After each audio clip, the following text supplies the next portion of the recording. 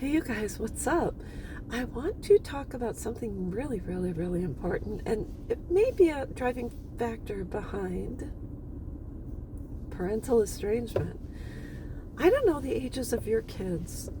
I think when it comes to marital relationships, sometimes one spouse turns the children against the other, and they play those kind of games. But another force is something I just thought about because I was reading this story about why it was so much better to be raised in the 80s and all that.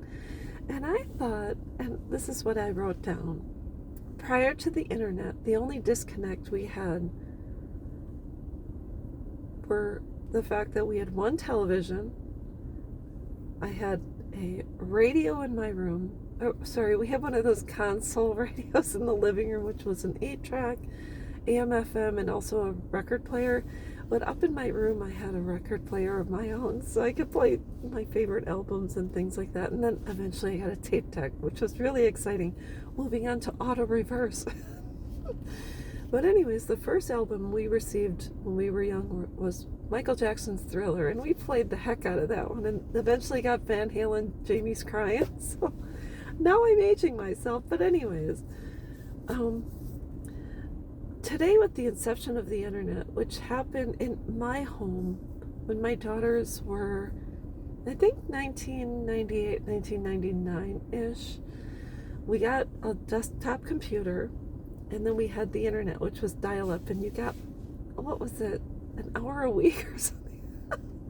8 hours a week? I don't even remember, but it would, you had to plug it into your telephone line, so you could either have the internet or the phone, so you had to really pick and choose. And so with the inception of the desktop, then we moved on to the laptop, and now we're into tablets. We have to wonder, why isn't there a disconnect? That is what has been a contributing force.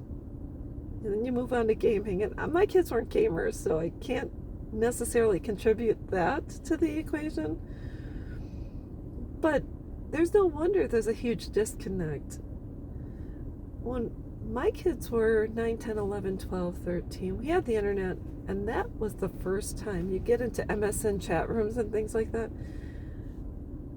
And that was the first time my oldest daughter was exposed to inappropriate pornographic content.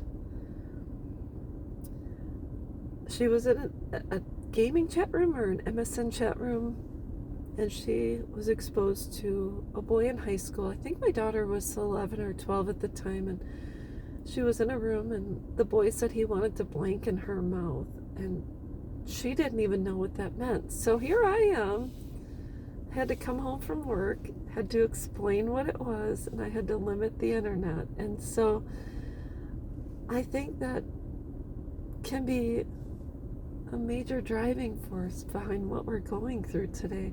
I don't know.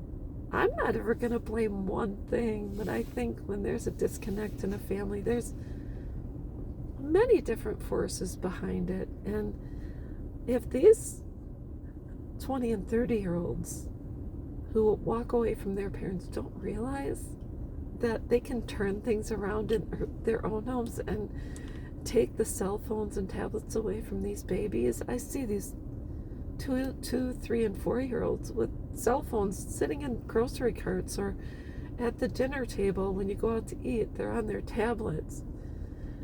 I don't know. I just think if there's a lesson to be learned here, it's to reconnect with your babies. There's nothing we can do about what happened before years ago. And really, would we change it if we could? Possibly. I would possibly have just had either parental controls or not allowed my daughters on the internet when I wasn't present. But anyways, that's just a thought. You can do what you want. I'm not saying I'm right about everything, but just a thought. So anyways, that's all I've got, and I will be back.